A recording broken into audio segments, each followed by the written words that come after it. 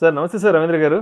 నమస్తే అండి విష్ణు గారు. సార్ రవీంద్ర గారు, ఇప్పుడు ఈ మ్యూచువల్ ఫండ్ ఎస్ఐపిలో ఇన్వెస్ట్ చేసేవాళ్ళు ఎప్పుడన్నా ఏదన్నా ఒక ఎమర్జెన్సీ వచ్చి ఒక 5 లక్షల రూపాయలు ఒక 10 లక్షల రూపాయలు అమౌంట్ విత్డ్రా చేసుకుంటే మ్యూచువల్ ఫండ్స్ నుంచి, మరి ఆ విత్డ్రా చేసుకున్న అమౌంట్ పైన ట్యాక్సేషన్ అనేది ఎలా ఉంటుంది అసలు? ముకుందా జ్యువెలర్స్ తెలంగాణలో మొట్టమొదటి ఫ్యాక్టరీ అవుట్లెట్ మన కొత్తపేటలో ఫిబ్రవరి 14న గొప్ప శుభారంభం. సో విష్ణు గారు, ఈరోజు మీరు చూస్తే ప్రతి ఒక్కళ్ళు కూడా సిప్ అని సిస్టమాటిక్ ఇన్వెస్ట్మెంట్ ప్లానింగ్ అని అందరూ మ్యూచువల్ ఫండ్స్లో ఇన్వెస్ట్ చేస్తున్నారు. సో మ్యూచువల్ ఫండ్స్లో ఇన్వెస్ట్ చేసే వాళ్ళు so depending upon the fund, so అది ఈక్విటీ ఫండా, డెట్ ఫండా, టైప్ని బట్టి they can withdraw the amount from the mutual funds. So ట్యాక్సేషన్కి వస్తే ఎప్పుడైనా మ్యూచువల్ ఫండ్స్ ఎవరైనా అమౌంట్ యూనిట్స్ విత్డ్రా చేస్తే పీరియడ్ ఆఫ్ హోల్డింగ్ ఎన్ని సంవత్సరాలు, ఎన్ని నెలలు అలా ఫండ్స్ని హోల్డ్ చేశారు, దాన్ని బట్టి నెక్స్ట్ టైప్ ఆఫ్ ఫండ్ బట్టి యొక్క ట్యాక్సేషన్, ఇన్కమ్ ట్యాక్సేషన్ మారుతూ ఉండేది. సో మేజర్గా చూస్తే మన ఇండియాలో 3 రకాల ఫండ్స్ ఉన్నాయి. ఒకటి equity oriented funds, next debt oriented funds, 3 hybrid. So equity oriented funds అంటే ఓన్లీ వాళ్ళు ఈక్విటీ షేర్స్లో పెడతారు. డెట్ ఓరియంటెడ్ ఫండ్స్ అంటే డెట్ ఇన్స్ట్రుమెంట్స్లో పెడతారు. హైబ్రిడ్ అంటే రెండిట్లో కలిపి ఇన్వెస్ట్ చేస్తూ ఉంటారు. సో ఈక్విటీ ఓరియంటెడ్ ఫండ్స్లో వాళ్ళు ఇన్వెస్ట్ చేస్తుంటే, అంటే మనం చెప్పిన ఒక పర్సన్ ఎక్స్ అనే పర్సన్ తన యొక్క mutual funds equity oriented fund అయితే తనలో ఇన్వెస్ట్ చేసి దాని నుంచి డబ్బులు విత్డ్రా చేస్తే తను అప్పుడు చూసుకోవాల్సింది holding period. So holding period 12 months కన్నా ఎక్కువ ఉందా, తక్కువ ఉందా? సో హోల్డింగ్ పీరియడ్ 12 months కన్నా తక్కువ ఉంటే అది షార్ట్ టర్మ్ క్యాపిటల్ గెయిన్ అవుద్ది. హోల్డింగ్ పీరియడ్ 12 months కన్నా ఎక్కువ ఉంటే లాంగ్ టర్మ్ క్యాపిటల్ గెయిన్ అవుద్ది. సో 12 months కన్నా తక్కువ ఉండి తన అమౌంట్స్ విత్డ్రా చేస్తే షార్ట్ టర్మ్ క్యాపిటల్ గెయిన్ అవుద్ది. ఇన్కమ్ ట్యాక్స్ రేట్ 15% దానికి. Income tax rate 15%.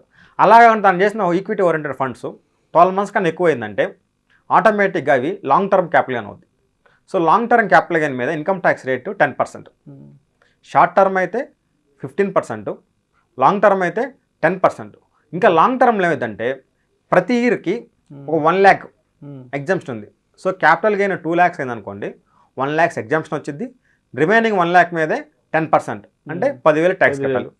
So 2 lakhs gain వచ్చినా కానీ ఈక్విటీ ఓరియంటెడ్ ఫండ్లో లాంగ్ టర్మ్ అయితే 1 lakh ఎగ్జామ్షన్ వచ్చింది, బ్యాలెన్స్ 1 lakh మీదే 10% కడతారు.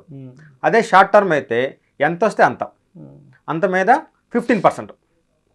సో ఈక్విటీ ఓరియంటెడ్ ఫండ్స్కి మనం చూడాల్సింది 12 months కన్నా ఎక్కువ ఉందా, తక్కువ ఉందా. 12 months కన్నా తక్కువ ఉంటే షార్ట్ టర్మ్, 12 months కన్నా ఎక్కువ ఉంటే long term. So 15% short term అయితే, లాంగ్ టర్మ్ అయితే 10%, up to 1 lakh no tax. So అది ఈక్విటీ ఓరియంటెడ్ మ్యూచువల్ ఫండ్. అలా కాకుండా ఎస్ఎస్సి లేదా పర్సన్ డెట్ ఓరియంటెడ్ ఫండ్లో పెట్టిండు, debt oriented mutual funds. So debt oriented మ్యూచువల్ ఫండ్లో ఏమైందంటే రిటర్న్ ఎక్కువ ఉండిద్ది, రిస్క్ ఎక్కువ ఉండిద్ది, రిటర్న్ ఎక్కువ ఉండిద్ది. సో డెట్ ఓరియంటెడ్ మ్యూచువల్ ఫండ్లో పెడితే ఇక్కడ మన హోల్డింగ్ పీరియడ్ మారిపోయింది. ఇక్కడ holding period 3 years. So 3 years కన్నా తక్కువ ఉంటే దాన్ని షార్ట్ టర్మ్ క్యాపిటల్ గెయిన్ కింద కన్సిడర్ చేయాలి. 3 years కన్నా ఎక్కువ ఉంటే లాంగ్ టర్మ్ క్యాపిటల్ గెయిన్ కింద కన్సిడర్ చేయాలి. సో ఎప్పుడైతే 3 years కింద లోపే, వితిన్ 3 years లోపే తన యూనిట్స్ అని అమ్మిండి అనుకోండి, short term capital gain realise అవుద్ది. సో దానికి రేట్స్ వచ్చేసరికి normal individual income tax rates up to 2.5 నిల్లు, 2.5 to 5%, 5 to 10 20%, అబౌవ్ 10 30% ఏదైతుందో అలా నార్మల్ రేట్స్ అప్లై అవుతాయి వితిన్ 3 years అమ్మితే. మోర్ దాన్ 3 years అయితే that becomes long term.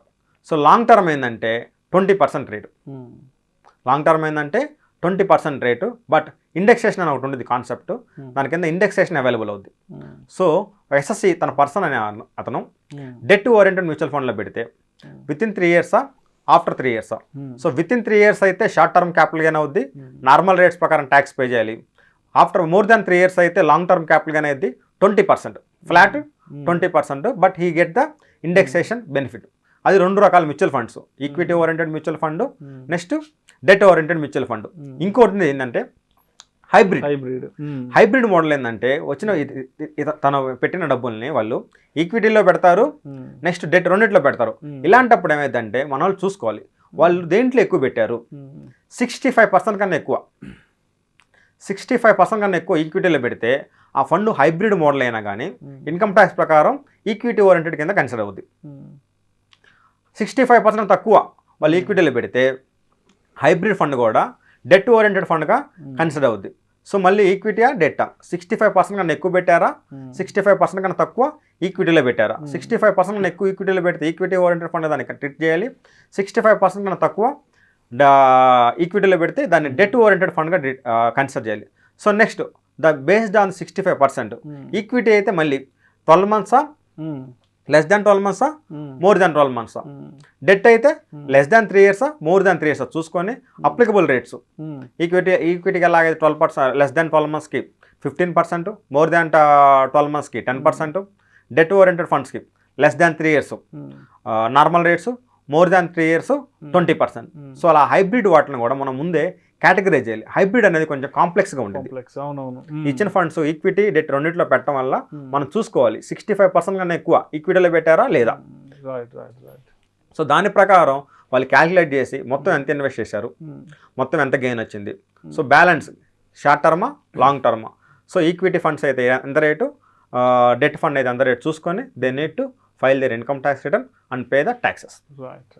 So అయితే ఇప్పుడు రవీంద్ర గారు ఇప్పుడు అంటే మ్యూచువల్ ఫండ్స్లో నుంచి మనం అమౌంట్ విత్డ్రా చేసుకుంటే ట్యాక్సేషన్ ఎలా ఉంటుందో చెప్పారు. సో ఇప్పుడు మనం మ్యూచువల్ ఫండ్స్లో ఇన్వెస్ట్ చేస్తూ పోతే మరి దానికి ఏదైనా ట్యాక్స్ ఎగ్జంప్షన్స్ ఏదైనా ఉంటాయా? సో విష్ణు గారు, సో ఫండ్స్ యొక్క కేటగిరీని బట్టి మనకి ఇన్కమ్ ట్యాక్స్లో బెనిఫిట్స్ కూడా ఉంటాయి. సో ఇన్కమ్ ట్యాక్స్ ప్రకారం 3 ఇయర్స్ 5 ఇయర్స్ మీరు ఫండ్ తీసుకునేటప్పుడే వాళ్ళు చెప్తారు ఈ mutual funds eligible for the deduction under section 80C. So మీరు ఆ ఇన్వెస్ట్మెంట్ ఆ మ్యూచువల్ ఫండ్లో ఎవ్రీ మంత్ 5,000 అంటే 12 మంత్స్ కలిపి 60,000. సో 60,000 ఇన్వెస్ట్ చేస్తే 60,000 కూడా మీకు ఇన్కమ్ ట్యాక్స్ సెక్షన్ 80C కింద మీకు డిడక్షన్ వచ్చింది. బట్ ఇలాంటప్పుడు ఏమైందంటే మీకు ఒక 3 ఇయర్స్ 5 ఇయర్స్ అలాగా లాక్-ఇన్ పీరియడ్ ఉండేది. సో ఆ లాక్-ఇన్ పీరియడ్ దాకా అయిపోయిన దాకా మీరు ఫండ్స్ని ఆ ఫండ్ నుంచి విత్డ్రా చేయలేరు. ఆ లాక్-ఇన్ పీరియడ్ అయిపోయాకే విత్డ్రా చేయగలుగుతారు. మీరు లాక్-ఇన్ పీరియడ్ అవ్వకముందు విత్డ్రా చేస్తే ఆ బెనిఫిట్ ఏదైతే మీరు రెగ్యులర్ తీసుకున్నారో ఆ బెనిఫిట్ పోయిద్ది. సో ఆ 80C బెనిఫిట్ అనేది ఒకటి వచ్చింది. సో ఇన్వెస్ట్ చేసేటప్పుడు 80C కింద బెనిఫిట్ వచ్చింది. విత్డ్రా చేసుకున్నప్పుడు క్యాపిటల్ గెయిన్స్ కింద టర్మ్ పీరియడ్ బట్టి ఇన్కమ్ ట్యాక్స్ కట్టాల్సి వచ్చింది. Thank you so much Ravindra గారు. Thank you.